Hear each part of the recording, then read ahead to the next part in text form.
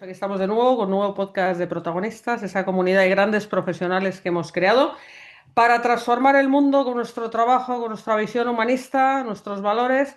Y la verdad es que es un lujo presentaros ahí una nueva protagonista, grandísima profesional, Ana Puigdevall, Mm. que bueno, os va a encantar si no la conocéis todavía, pero de todo ello vamos a hablar enseguida. Pero antes, como siempre, voy a dar paso a la directora de comunicación de Editorial Colima, Rocío Aguilar, para que nos presente un poquito mejor a Ana. Adelante, Rocío. Pues muchas gracias, Marta. Vamos a hacer una semblanza, un retrato de Ana Puigdevall Sagrera, nuestra invitada de hoy. Ana Puigdevall se licenció por la Universidad de Barcelona en Ciencias Físicas. Poco después de finalizar, le hizo un máster en Auditoría Informática y después completó su formación con un posgrado, primero en la Universidad Oberta de Barcelona y después en ESADE, ambos relacionados con la dirección de empresas. Ana Puigdevall es directiva senior con más de 3 décadas de experiencia liderando organizaciones, equipos ejecutivos y procesos de transformación en sectores diversos como el de las aseguradoras, el sanitario, el tecnológico o el inmobiliario. Su carrera se caracteriza por combinar visión estratégica, gobierno corporativo y una gran capacidad de ejecución en entornos de gran complejidad.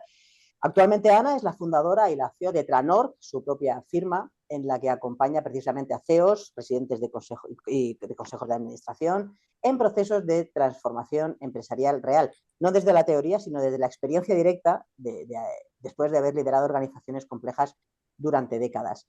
Además, Ana mantiene una participación muy activa en organizaciones que impulsan el talento y la competitividad empresarial. Voy a destacar solo algunas. Ana es miembro del board de PIMEC, es vicepresidenta del LAI, de Lance Economic Society, y es socia de GECON, la asociación que promueve la presencia de mujeres en la alta dirección y los consejos, entre otras. Como propina, es una de las autoras del libro Revolución PropTech, que es una obra de referencia sobre la aplicación de la innovación y la disrupción tecnológica al mercado inmobiliario tradicional. Precisamente la temática de esta obra, esta vertiente más relacionada con la tecnología, define una de las características principales de Ana, que es experta en combinar la potencia de la inteligencia artificial hoy en día con las capacidades humanas para obtener el máximo beneficio para organizaciones y empresas. Así que está claro que esta trayectoria es la que convierte a Ana Esteval en una de nuestras protagonistas. Protagonistas.org, esta plataforma, esta red de expertos que reúne a estos profesionales de diversos sectores con un fin común, que es plasmar su experiencia y su conocimiento para mejorar el mundo. Este espacio, estos creadores de pensamiento y contenidos comparten ideas, visiones e intereses siempre desde un punto de vista humanista. Todos, al igual que Ana, son expertos con dilatadas y contrastadas trayectorias en campos muy diversos para ampliar enfoques y, por supuesto, siempre inspirar a otras personas. Así que ya os dejo con Ana y con Marta. Muchas gracias, Rocío. Bueno, pues querida Ana, qué gusto tenerte por aquí. La verdad es un lujo que te hayas adherido a nuestra comunidad. ¿Cómo estás? Muy bien, oye, pues de verdad, Marta y Rocío, el placer es mío, porque la verdad es que yo creo que sois una comunidad, bueno, ahora ya somos, porque yo también estoy dentro de profesionales que realmente nos creemos mucho lo que estamos haciendo. Llevamos todos muchísimos años trabajando en transformación, en ayudar a las empresas y yo creo que, bueno, que es algo que nos enriquece a todos, ¿no? Porque hacemos reuniones y entre todos también nos enriquecemos mucho los unos a los otros y seguimos aprendiendo, que eso es muy importante, ¿no? Claro, ese es el espíritu de la comunidad. Ya tenemos un buen y nutrido grupo en Barcelona, de donde tú eres, Uh -huh. y me encanta, la verdad, que, pues, que vaya creciendo la comunidad Claro. catalana. Te iba a decir, me gusta un poco siempre esta conversación, iniciarla por el principio, pero nos ha hecho un breve resumen, como decía Rocío, de tu trayectoria, que claro, es importante.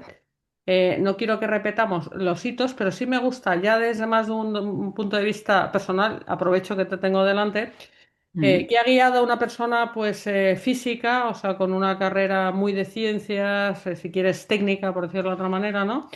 Pues a llegar al punto donde estás, ¿no? Esa orientación tan empresarial y a ese punto de consultoría de la que vamos a hablar espero que con un poquito de profundidad en breves minutos.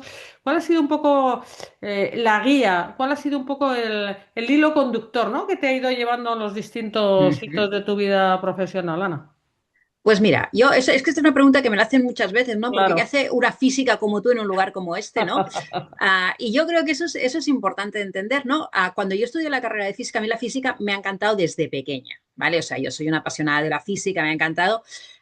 Pero cuando estuve haciendo la física, en quinto año, eso que tienes, empiezas a pensar, bueno, ¿y qué voy a hacer en mi carrera profesional, ¿no? Entonces, como siempre en esta vida hay que empezar a probar las cosas. Entonces yo probé dos cosas. Una es que trabajé durante el verano en la universidad, en un departamento de investigación dentro de la universidad, y la otra es que en quinto hice un máster de marketing y de empresa, ¿vale? Entonces a partir de ahí dije, oye, me gustan los dos mundos, ¿no? ¿Y ahora qué hago?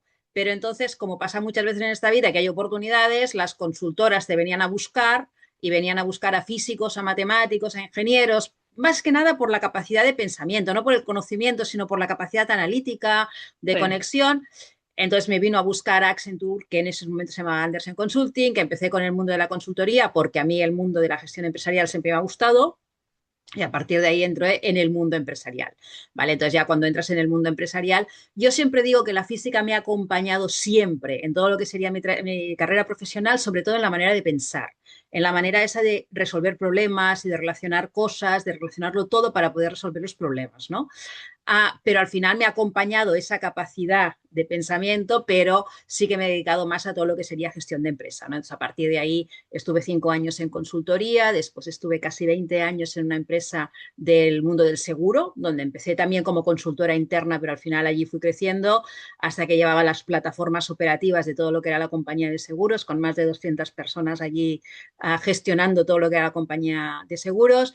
Después me vinieron a buscar en una startup y entonces dije, oye, mira, física otra vez, ¿por qué no? Pues está muy relacionada con la física, salud visual y dije, oye, venga, va, me picó el gusanillo, ¿no? Porque es una persona que me encantan los retos, me encantan los proyectos y yo me sumo a los proyectos que me apasionan, ¿vale? Cualquier persona que me conoce me dice, tú eres muy apasionada y digo, es que yo tengo que apasionarme con lo que hago, ¿no? Entonces empecé con lo que sería, entré en esta startup, creamos la startup desde cero, como pasa en muchas startups, entró otro tipo de capital, se cambió la startup y entonces ya me fui a transformar lo que era el mundo inmobiliario, ¿no? Y entonces ahí entré como directora general de la Asociación de Agentes Inmobiliarios, donde también hicimos una transformación bastante importante, ¿no? Y es un poco esa carrera profesional que me ha ido llevando por un lado, lo que es la gestión de empresa, que siempre me ha gustado mucho, la formación que he hecho en paralelo, pero también, sobre todo, el buscar esa oportunidad de proyectos que realmente me llenaran y me gustaran, ¿no? Y ahora que estoy ya en la parte de consultoría, en la parte final, ¿no? Bueno, qué bien me lo has contado, no porque lo hayas contado otras veces, sino bueno, porque sí que transmites desde luego mucha eficacia y ese apasionamiento lo transmites desde luego simplemente con que observemos todo lo que has hecho y que has tocado casi todos los palos de un desarrollo personal pues muy redondo y además, bueno, esa forma tan expresiva que tienes y energética de trasladarlo confirma que desde luego eres una persona que disfruta, que se apasiona de lo que hace y eso es una garantía, a mi modo de ver, de éxito asegurado. Además de esta gran escuela que compartimos, que fue Arthur Andersen en sus tiempos, Correcto. haber pasado por ahí, bueno, pues siempre da un plus de Claro, saber hacer, ¿no? O sea, eso que nos llevamos puesto los que tuvimos la oportunidad de estar en claro. esta consultora, ¿no? Tan grande. Sí. Oye, entiendo perfectamente que a ti que te gustan los retos, te has atrevido con algo que parece ahora mismo voy a hacer una expresión un poco fea, la madre del cordero. O sea, uno de los grandes asuntos que estamos en un mundo en constante transformación es gestionar la transformación, es decir, la complejidad, que es otra de las palabras que han salido en la presentación de Rocío, a lo que te dedicas. Y bueno, tú supongo que para ver al final de toda la cantidad de cosas que podías haber hecho, podías haber elegido casi todo, supongo que te has quedado con aquello que lo tenía casi todo, precisamente porque eres una persona multidisciplinar, ¿no? Has dicho, ¿dónde puedo aportar yo más valor? Pues es difícil encontrar un perfil seguramente tan complejo, ¿no? ¿Es esto Ujú. un poco lo que te fue llevando a, pues como te digo, a redondear este proyecto en el que estás ahora metida, que es súper interesante, ahora quiero que me cuentes, sí.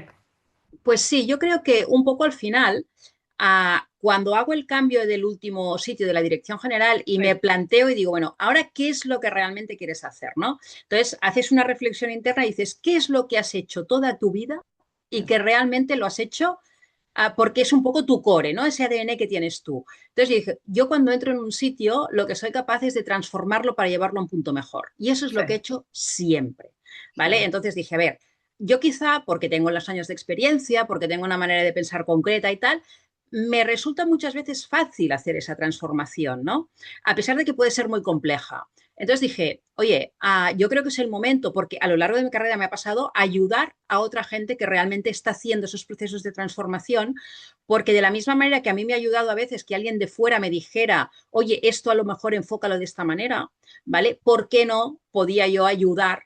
¿Vale? A otras personas que están en esos procesos de transformación a ayudarles a tener ese pensamiento diferente o ayudarles y acompañarles en ese proceso de transformación que muchas veces pues puede provocar, pues eso me asusta o puede provocar un poco de decir, oye, es complicado, ¿no? Pero lo he hecho toda mi vida, me gusta, es mi core y yo creo que puedo ayudar mucho a la gente a hacer eso también, ¿no? Muy bien, o sea, veo que tú eres capaz de ver todo el potencial que tiene un proyecto y de ayudar a acompañar a desarrollarlo, ¿no? Definamos transformación, porque transformación puede tener muchos aspectos. También se ha mencionado así someramente, voy a traer a la conversación esta parte más tecnológica, guión IA hoy en día, claro. Una empresa se tiene que transformar, Ana, porque si no va perdiendo fuelle en un mundo que va tan rápido. O sea, es algo, es una necesidad, o queremos dar saltos cuánticos y queremos además no solo una necesidad, sino que hacerlo para ponernos de una vez si nos metemos en un proyecto, digamos, los primeros, digamos, generar ventajas competitivas. O sea, ¿cómo es esto de la transformación así grosso modo? Sí. Mira, yo te diría que para mí lo ideal, ¿vale? Es que la empresa tenga una cultura de transformación. ¿Y eso qué significa? Eso significa que toda la empresa esté preparada para ir asumiendo que tiene que ir mejorando y transformándose día a día. Es decir, Ujú. hacer un salto brutal de transformación lo puedes hacer y a veces es necesario hacerlo, ¿eh? Es Bien, decir, cuando haces grandes cambios. Pero a mí lo que más me gusta es implantar una cultura de transformación, que una muy bien. cultura de transformación pasa porque todas las personas que están trabajando en la compañía, cada una a su nivel, porque evidentemente no todo el mundo puede tener el mismo nivel, pero tengan ese espíritu de que cuando algo se puede hacer mejor, se haga mejor. Y cuando se pueda implantar alguna cosa nueva, la proponga y diga, oiga, yo creo que aquí lo podemos implantar de una forma diferente, ¿no? Entonces, cuando la cultura es esa cultura de transformación en la que tú preparas una empresa para que realmente todo el personal quiera que realmente se vaya evolucionando la empresa. Vamos a llamarle evolucionar, ¿no? Pero entonces, yo creo que eso es lo ideal en una empresa. No siempre todas las empresas pueden tener cultura de transformación, con lo cual muchas veces lo que se hace son proyectos de transformación. Y eso significa que cojo una área y la quiero llevar a otro lugar, quiero abrir una nueva línea de negocio o lo que quiero hacer es pues simplemente no, implementaría o convertir mi empresa en una empresa ya driven, ¿no? Entonces, yo creo que al final a la transformación, ojalá las empresas pudieran tener todas ellas una cultura de transformación de manera que no se tuvieran que hacer estos macrosaltos radicales en transformación, sino que sencillamente fuera una cosa natural en la empresa, ¿vale?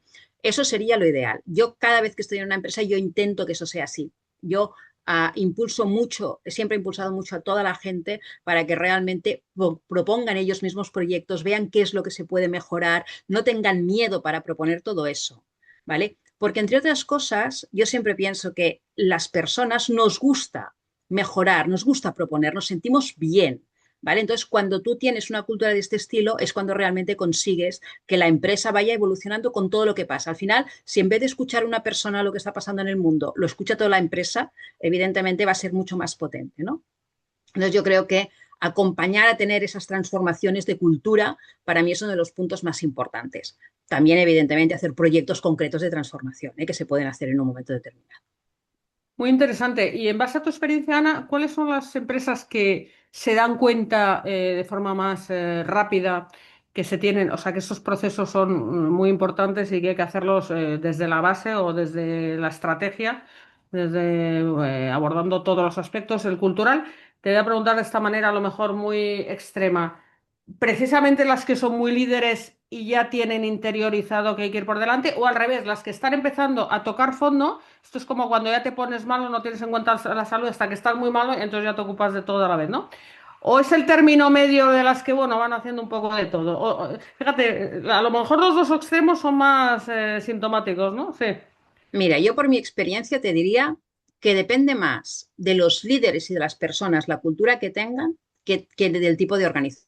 Evidentemente, una gran organización, ahora vamos a poner sectores para aclararlo un poco, ¿no? Si Bien. tú ves empresas que han nacido como un Google o muchas de las tecnológicas, normalmente los líderes son líderes con una visión ya transformadora. ¿vale? Con lo cual, como estos líderes tienen una visión transformadora, aunque realmente después sean auténticos monstruos de empresas, la empresa sí que tiene una cultura de transformación y de evolución continua, pero es porque el líder ha nacido con esta cultura, ¿vale? Entonces es probable que estas, aunque sean muy grandes, sí que tengan esta cultura.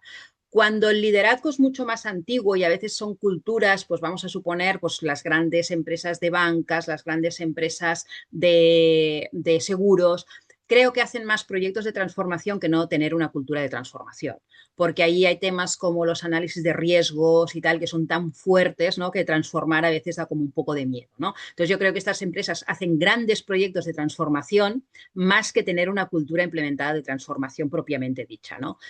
Y después, en empresas pequeñas, yo lo que me he encontrado es que depende muchísimo del líder muchas veces, ¿no? Es decir, yo he hecho, ahora que estamos escribiendo un libro de precisamente de transformación y estamos hablando con grandes líderes de la transformación, yo me encuentro con empresas que son relativamente pequeñas, que tienen un líder con una cultura de transformación, que han impuesto la transformación en su empresa y realmente tienen una cultura muy bien implantada, y en cambio otras empresas que a lo mejor son más grandes, que no tienen esa cultura tan implantada.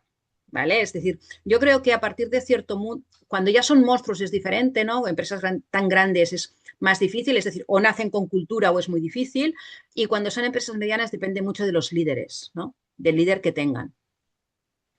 Está muy bien. Se me ocurre, el ser humano es por naturaleza averso al riesgo y por lo tanto se me ocurre que hay una reacción natural antitransformación por miedo a quedarse en el camino, ¿no? Supongo que hay mucha Mm. gente que piensa que no va a poder seguir el ritmo y se va a quedar, empezando por los de arriba, cuando no hay ese líder que lo tiene tan claro, ¿no? ¿Es esto cierto o hay mecanismos, metodologías para, no te digo repescar a todos, pero a casi todos, ¿no? Donde la gente no sabe que esto casi todo el mundo lo puede acometer, digamos, de la forma con el sistema adecuado, ¿no? Mira, yo siempre digo que al final no, el riesgo cero en esta vida no existe. ¿Vale? Porque a veces no transformar en sí también es un riesgo importante, ¿no? Con lo cual, el riesgo cero no existe. Entonces, yo lo que siempre digo es que en esta vida hay que ser valiente, pero no kamikaze, ¿vale? Entonces, sí que es importante. Yo hablo mucho de pensamiento lateral porque me encanta el tema, el concepto del pensamiento lateral y de los diferentes sombreros, ¿no? A la hora de pensar. Entonces, yo siempre digo que si no una persona no se puede poner todos los sombreros, sí que es muy importante que entre todo el equipo se puedan poner todos los sombreros, ¿no? Entonces, cuando hay un proyecto de transformación y hay un proyecto, una cultura en la que tiene que haber gente muy creativa y que esté dando y aportando muchas ideas, después tiene que haber el que se pone un sombrero blanco de datos y dice, vale, sí, sí, pero los datos me están diciendo esto. Después, Ujú. ¿por qué no? Tiene que haber el del sombrero negro que te diga, oye, oye, vigila porque tienes todos estos riesgos. Después tienes que tener el sombrero azul, que es el operativo, y que te dice, oye, venga, ahora vamos, esto se puede hacer o no se puede hacer. Incluso a veces tú mismo te puedes poner más de un sombrero, ¿no? Pero sí que es cierto que yo creo que el riesgo, no, el riesgo cero no existe, no hacer cosas también es un riesgo, ¿eh? Para mí muchas veces más que hacer, ¿vale? Ujú. Entonces yo siempre digo que hay que transformar, no hay que transformar a lo loco, no hay que hacer ideas visionarias y transformación así, venga a lo loco y pase lo que pase, sino que tiene que haber una metodología en que la idea esté contrastada, en que la idea realmente esté valorada desde diferentes puntos de vista, ¿no? Desde el punto de vista más analítico, desde el punto de vista de datos, desde el punto de vista más creativo y desde el punto de vista más negativo también, o de riesgos, pero cuando realmente esto lo has hecho bien y eres capaz de solventar los riesgos y eres capaz de ver que eso realmente operativamente se puede hacer, entonces ya es cuestión de ponerse y hacerlo, ¿vale? Entonces yo creo que sí que es verdad que la transformación a veces nos da miedo, pero en mi caso me da más miedo no transformar. Sí, hay un famoso dicho en sentido de formación, la palabra transformación tiene raíces similares, ¿no?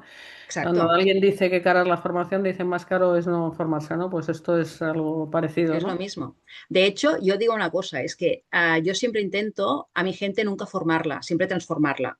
Digo, porque yo Ujú. siempre digo, si solo formas y aprende la gente, pero no acaba transformando, lo que estás Claro. haciendo es cultura general, ¿no? Entonces yo creo que la gente se tiene que formar para poder transformar. No, sin duda ya hemos tenido, ¿sabes? Ya ha salido la palabra estrategia. Esto es un abordaje profundo, ¿no? Uh -huh. El que haces en las empresas. Dime, entendiendo que la cultura, digamos, es la base, ¿no? El cimiento para que este proceso Exacto. se haga de una forma solvente y, pues eso, y sostenible, ¿no?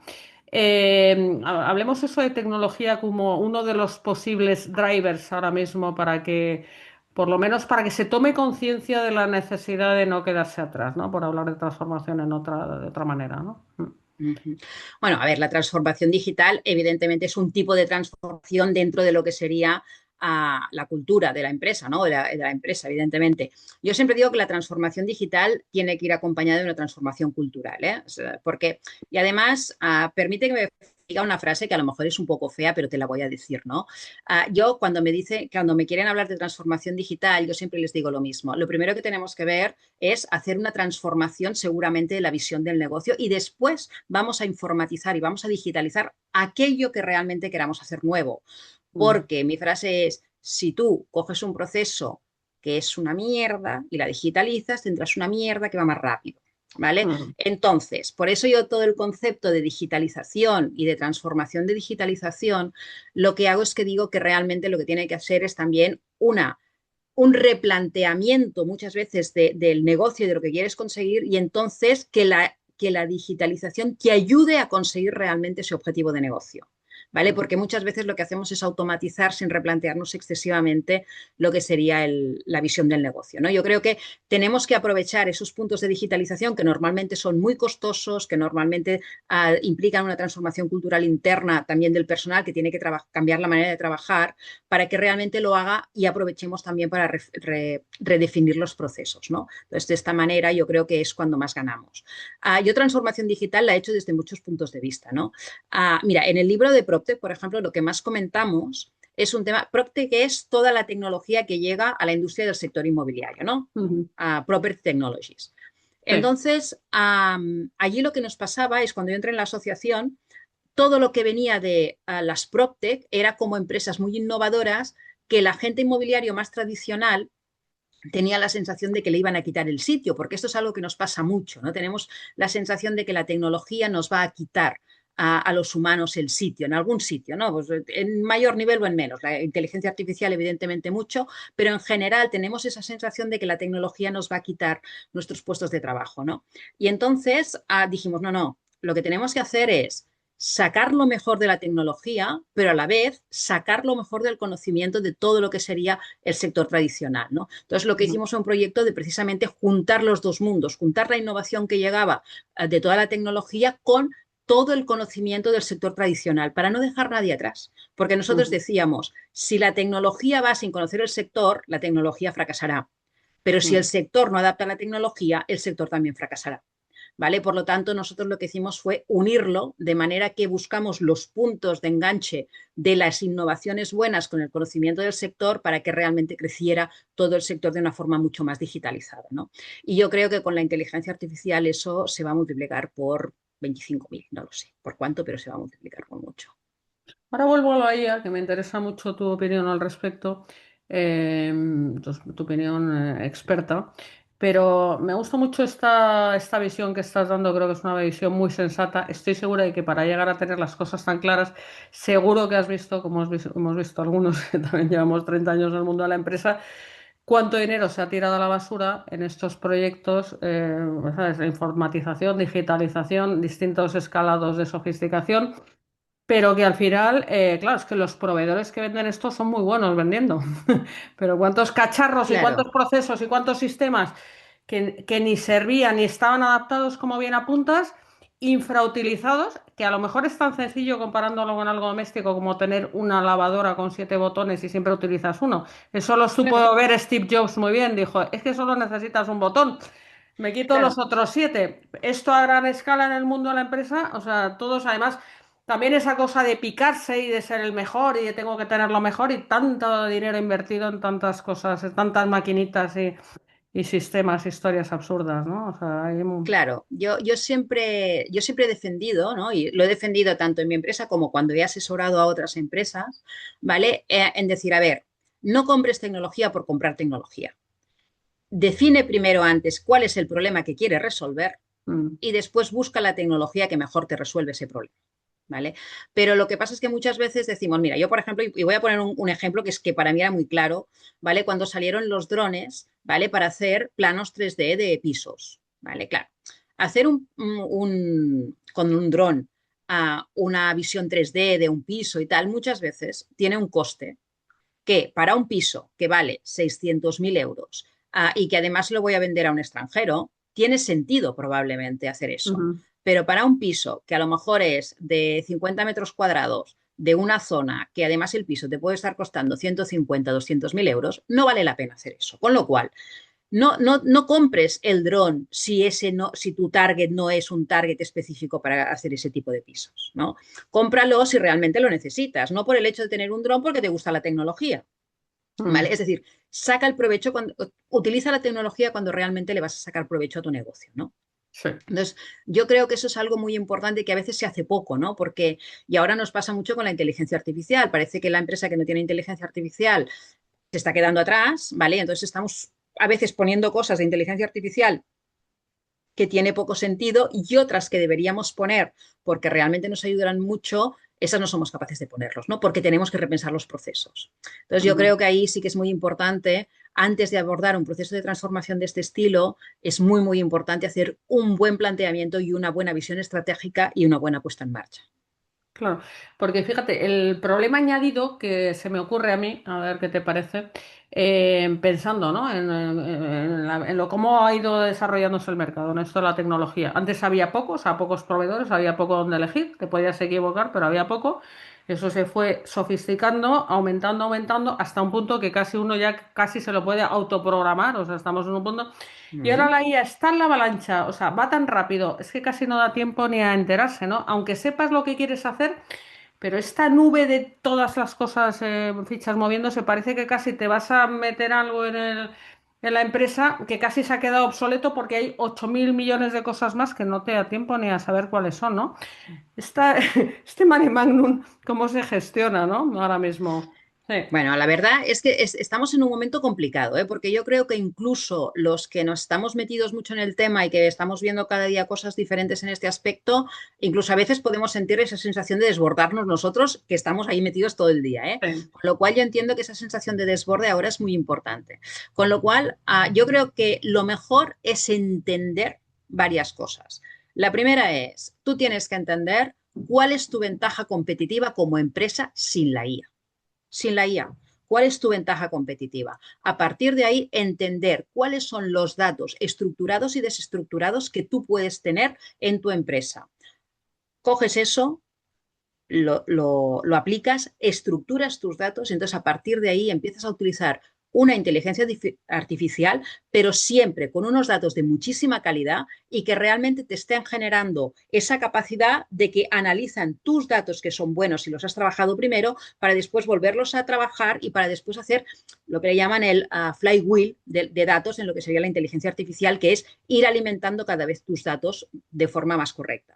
¿Cuál es el problema que hacemos? Que muchas veces queremos implantar IA, pero no somos conscientes de ni sobre qué datos lo vamos a hacer, ni qué es lo que vamos a hacer para trabajar, ¿no? Entonces, acabamos utilizando pues el ChatGPT de forma genérica, que está muy bien y que nos ayuda a hacer muchas cosas, pero que no realmente no nos está generando, o trabajamos sobre datos que no son buenos. Con lo cual, yo lo que recomiendo siempre, primero, es decir, ¿cuál es tu valor diferencial? ¿Cuáles son tus datos diferenciales? Vamos a trabajar esos datos, vamos a estructurarlos bien, vamos a poner una buena estructura y sobre eso vamos a aplicar la inteligencia artificial que realmente sea capaz de sacar el máximo provecho, ¿no? Porque si no hacemos eso, el problema es que vamos a aplicar acciones de inteligencia artificial que a lo mejor no nos pueden ir bien, ¿no? Eso no quiere decir que después podamos utilizar cosas de inteligencia artificial que me lean un documento, me saquen datos y me los automaticen, ¿eh? Eso también lo podemos hacer. Pero, sobre todo, si que vamos a hacer realmente un proyecto estratégico de inteligencia artificial, tenemos que tener muy claro cuál es nuestra estructura de datos y ahí sí que tenemos que trabajar muchísimo. Los científicos de datos son los que son más importantes a la hora de definir una buena transformación de la empresa en una empresa ya driver. Muy bien. Me encanta cómo lo cuentas, te lo sabes fenomenal. Supongo que tirándote de la lengua de una forma así un poco errática, porque esto no lo hemos preparado, me voy acercando a lo que puede ser la forma que tenéis de abordar vosotros los procesos de transformación desde tu consultora, ¿no? Uh Se me -huh. ocurre que una forma que lo hacéis, que lo has mencionado, es la especialización, ¿no? Has dicho que estáis especializados en sectores como el de el inmobiliario, ¿no? Sí. Sí. Bueno, yo trabajo en Cuéntame, cuéntame. inmobiliario, pero trabajo en otros sectores, ¿eh? Es decir, yo puedo Por eso, trabajar en, cuéntame, cuéntame, sí. yo puedo trabajar, trabajo en el sector inmobiliario, pero también trabajo en el sector de otras pymes que pueden ser de retail o de cualquier otras empresas. Y básicamente yo tengo mucho baje también en toda la parte de salud o en tema asegurador, ¿eh? Con lo cual nosotros trabajamos en todas esta tipología de empresas. No solo trabajamos en sector inmobiliario. El sector inmobiliario, evidentemente, también porque es lo último que he hecho y por lo tanto lo conozco mucho también, ¿eh? Porque, Ana, además te he sacado yo el tema de la tecnología porque es evidente que esto va muy rápido, pero ¿qué otros drivers, qué otros elementos están ahora encima de la mesa en la estrategia de las empresas de cara a tener que abordar retos estratégicos? Sí.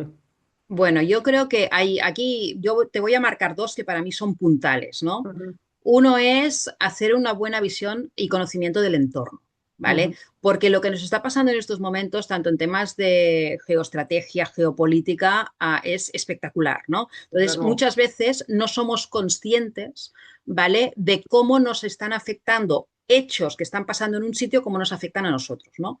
Por lo tanto, coger un punto, algo de lo que puede pasar en estos momentos, ¿no? Pues desde una guerra que pueda haber, un incremento o un problema con algún tema de material y a partir de ahí ver primero cómo nos afecta a nosotros, porque a veces nos afecta directamente, lo tenemos muy claro, pero es que a veces no nos afecta a nosotros, a veces le afecta a un proveedor nuestro o a veces Mm. afecta a un material, ¿no? Entonces, el tener ese análisis, ¿no? Yo creo que tenemos que hacer un análisis de todo lo que es el entorno, de todo lo que es el entorno de nuestra empresa para ver cómo realmente nos está afectando. Y ahí, dentro del entorno, incluiríamos el típico análisis de Pestel, ¿no? En el que tienes desde temas políticos a temas de medio ambiente, a temas tecnológicos, a temas de lo que nos está llegando también en jurídico, ¿no? Porque sobre todo si trabajamos en inmobiliario, el tema jurídico es muy importante para nosotros, ¿no? Pero bueno, lo que sí que es importante es analizar todo lo que está pasando, ¿vale? Y te voy a poner un ejemplo así como muy tonto, ¿no? Si llega el coche automático, ¿vale? Si llega el coche automático, yo puedo decir, bueno, pues a mí no me afecta para nada, ¿vale? Pero bueno, evidentemente, si soy una compañía de seguridad, tengo muy claro que sí que me va a afectar, porque evidentemente eso va a haber menos siniestros. Pero es que si yo tengo un coche automático, lo que va a pasar es que seguramente voy a tener menos siniestros. Si tengo menos siniestros, lo que me va a pasar va a ser que los talleres van a trabajar muchísimo menos. Por lo tanto, todas las personas que trabajan en talleres de reparación de coches, pues seguramente van a trabajar muchísimo menos, porque no van a trabajar en eso. Y además, si es un coche automático que encima funciona sin un conductor, ¿qué es lo que me va a pasar? Me va a pasar que si yo tengo un parking en Barcelona o en ciertas zonas, ese negocio se va a perder porque el coche automático lo que va a hacer va a ser que ir y solo se va a ir a aparcar fuera de Barcelona, fuera de Madrid o fuera de la gran ciudad. ¿Vale? Con lo cual, cuando yo veo el coche automático, no tengo que ver solo esa afectación del coche automático. Yo lo que tengo que ver es cómo va a afectar ese cambio a todo su alrededor y cuáles son todas las empresas que van a estar afectadas, porque a lo mejor yo estoy afectada de forma en tercer nivel, pero puedo estar afectada, ¿no? Por lo tanto, cuando tú defines una visión estratégica, tienes que analizar un poco todos esos puntos claves de lo que están ocurriendo, ¿no? Las guerras básicamente son materias primas, con Trump no hace falta decirlo, ¿no? Tendrás aranceles, tendrás mil cosas que puedas tener, por lo tanto te pueden cambiar todos los temas de importación y exportación, si dependes mucho de un mercado, si no dependes del mercado, jurídicamente tienes que saber muy bien cómo están, qué partido político ha entrado y que por lo tanto cómo te puede afectar esa ley, ¿no? Entonces, yo creo que ese es uno de los puntos clave también que tienes que hacer cuando haces una visión estratégica, ¿no? Ese conocimiento del entorno. Y después la transformación cultural de la empresa y de la gente, porque a mí hay estudios que he leído, y alguno fue de protagonistas también, de gente de protagonistas que me decían, no, si es que hay que trabajar muy diferente con los millennials, con la generación Z que llega ahora, con las diferentes generaciones, porque quieren cosas completamente diferentes, ¿no? Entonces yo Ujú. creo que esa transformación cultural, cuando además tenemos generaciones muy diferentes trabajando juntas y generaciones que yo creo que más que nunca quieren cosas diferentes, ¿no? Entonces yo creo que ahí también tenemos un reto muy importante. Bueno, has dicho dos cosas que son clave. Yo creo que el entorno, efectivamente. Fíjate, yo ya dudo que haya empresa en este planeta muy despistada que tenga que estar, por muy pequeña que sea, hasta el más pequeño granjero, hasta la pequeña más pequeña, que no tenga ya, haya tocado de verdad la realidad de que somos un mundo global. Cuando se desató la guerra de Ucrania hace unos pocos años, ya hace 4 años ya creo, Sí, y fíjate ahora con todo lo que has mencionado, todo lo que está pasando, está todo mucho más volátil. Todos sufrimos la subida de los precios de las materias primas. Yo que claro. necesito el papel para imprimir, el que tiene que alimentar a sus animales sus piensos, etcétera. Además fue una cosa fulminante. Por eso te quiero decir, yo creo que todo el mundo ha tenido la experiencia de que todo está conectado, de que ¿cómo es esto de la eteo de la mariposa? Tenemos Exacto. una cosa. Otra cosa es que efectivamente haya profesionales como tú que se van a hacer el plan contingente o el plan de transformación necesaria para mitigar esa, Exacto. ese riesgo o esa contingencia posible que te puede llevar a un cierre, vamos, a Claro, perder tienes que tanta ver cuando competitividad, tienes claro, sobreexposiciones a algo, ¿vale? Es claro, decir, cuando eres muy vulnerable, si pasará algo en una cosa muy, muy vulnerable. claro, Entonces, lo que tienes que hacer es diversificar para no ser tan vulnerable con un punto en concreto, porque ese punto a lo mejor no lo dominas tú. Y si no lo dominas tú y totalmente. pasa eso, tienes que diversificar para no ser vulnerable en ese aspecto. Hay que diversificar y también hay que anticiparse, ¿no? Cuando hablamos de Exacto. estrategia, aquí hay que ir por delante, porque aquí, o sea, otra de las cosas que tenemos ahora, Ana, y corrígeme si no estás de acuerdo, pero creo que sí lo vamos a estar, es que todo va tan rápido que te puedes quedar sin suelo casi Sí, de un día sí. para otro. De hecho, ya lo estamos viendo. Con la IA, tú seguro que tienes colegas o clientes o proveedores que, o sea, claramente han perdido el foco estratégico, pero es que de un día para otro, o sea, lo que hacen ha perdido todo el sentido. Es una cosa alucinante, ¿no? En términos de producción audiovisual, o sea, es que hay tantas cosas que hay que reconvertirlas, no es que haya que cerrarlas, pero cuanto antes anticipemos la jugada, integremos lo que está pasando, pues más fácil será la reinvención, ¿no? Claro, mira, yo creo que nos pasa una cosa que ya nos empezó a pasar con Internet, ¿no? Y ahora con la IA se nos está multiplicando por 1000, ¿vale? Antes teníamos muy claro quiénes eran nuestros competidores, ¿vale? Hace tiempo. Con Internet ya empezó a romperse porque nuestro competidor normalmente muchas veces incluso podía venir de sitios que no eran nuestro sector. Con la inteligencia artificial que permite hacer empresas, es decir, hay ciertas barreras de entrada que la inteligencia artificial la rompe porque es posible hacer cosas de una forma mucho más económica, ¿no? Con lo cual los competidores nos van a surgir de sitios que no nos estamos imaginando. ¿Vale?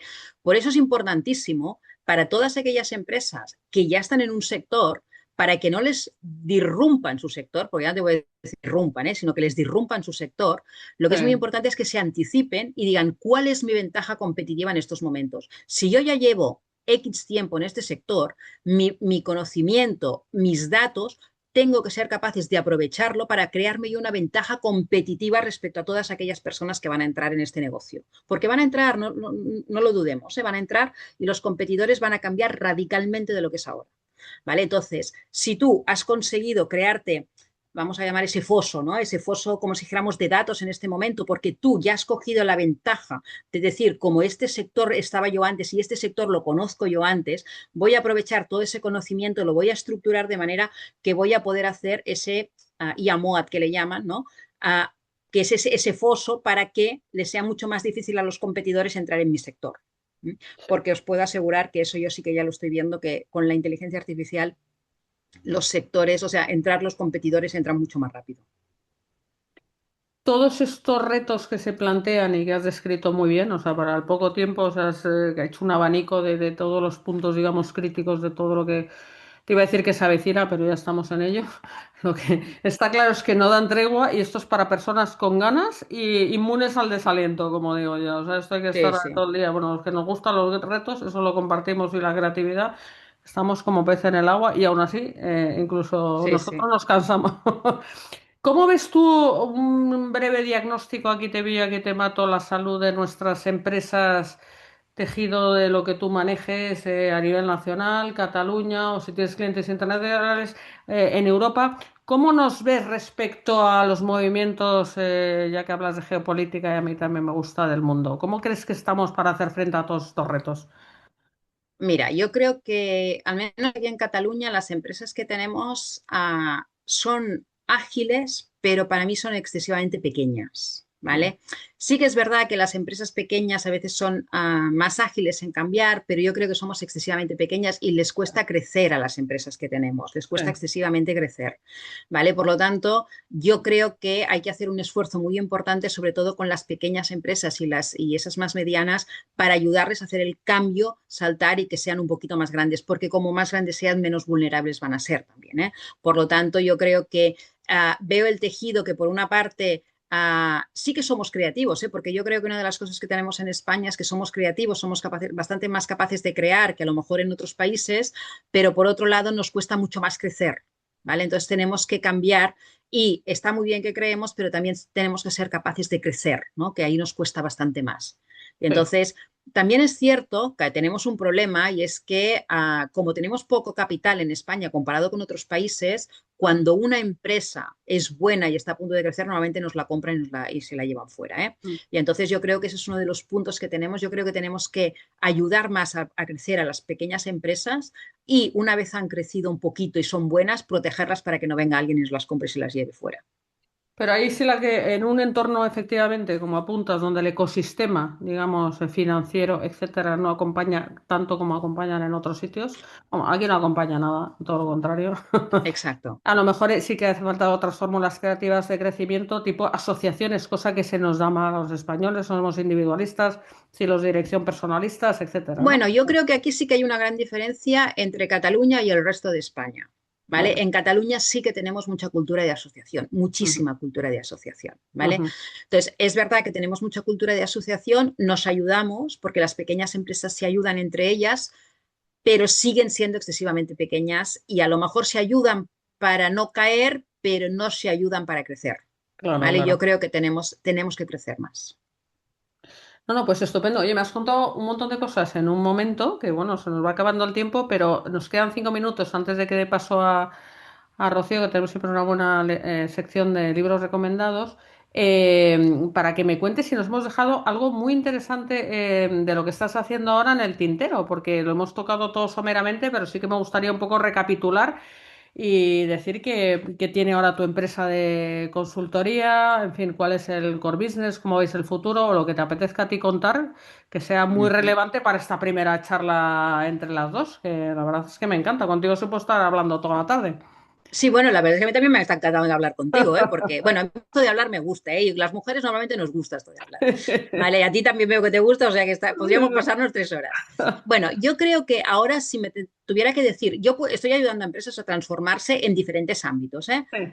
Pero a mí los que más me gustan es cuando somos capaces de transformar una inteligencia a una empresa utilizando inteligencia artificial de verdad, porque para mí es muy importante, pero y te lo digo en serio, es muy importante entender cómo tenemos que trabajar culturalmente a las personas para que admitan esa inteligencia artificial Muy bien. y para que realmente sean capaces no de sentirse amenazadas, sino de sentirse aumentadas, ¿vale? Es Ujú. decir, que realmente las personas sean capaces de ver que no se quedan desplazadas por la inteligencia artificial, sino que realmente lo que hacen es integrarse y ver el potencial que tiene, ¿no? Entonces, yo creo que es una gran manera de hacer crecer a las empresas pequeñas y, por lo tanto, dentro de los proyectos que estoy haciendo, mi gran core en estos momentos es ayudar a las empresas a utilizar y a implantar bien la inteligencia artificial, sobre todo desde un punto de vista estratégico, ¿eh? O sea, yo técnicamente, al final, aunque sé hacer ciertas cosas porque soy física y las hago por vicio porque me gustan, pero no voy tanto a la implantación, sino yo voy más a la estrategia de cómo realmente tienes que aprovechar esa ventaja competitiva y cómo tienes que crearte ese foso, ese día y AMOAD para que realmente no te ataquen cuando van a llegar. Y ese para mí es el core que más me gusta en estos momentos. Bueno, me encanta cómo lo cuentas porque de tu forma de contarlo y también de lo que dices, se traslada la IA como una gran oportunidad y no como la gran amenaza, el nubarrón en el cielo azul que a veces, ¿sabes?, podemos tender Uh a -huh. ver, ¿no? Y me gusta Sí, sí, mucho. Todo hay que verlo como oportunidad, es una cuestión de darle la vuelta a la tortilla exacto. y que juega a nuestro favor. Bueno, voy a dar el paso en la conversación a Rocío, que la tengo ahí al quite, porque se han mencionado los libros, si los has traído, porque ¿sabes? Rocío lee el pensamiento y si no, los retomamos en la conversación. Para ver qué nos traes hoy en la sección de lectura, Rocío. Hay veces que sí, hay veces que no. Este vamos a ver porque este está recién publicado, este que os voy a recomendar ahora mismo. Y es un libro que se titula El liderazgo en la era de la inteligencia artificial. Está editado por el Club de la Niebla y sus escritores son Juan Antonio Terceiro y Manuel Monterrubio, uno de nuestros protagonistas también. El liderazgo en la era de la IA es una obra dirigida a empresarios, directores generales, responsables de la tecnología en equipos directivos que necesitan transformar todo lo que está relacionado con la inteligencia artificial en resultados tangibles.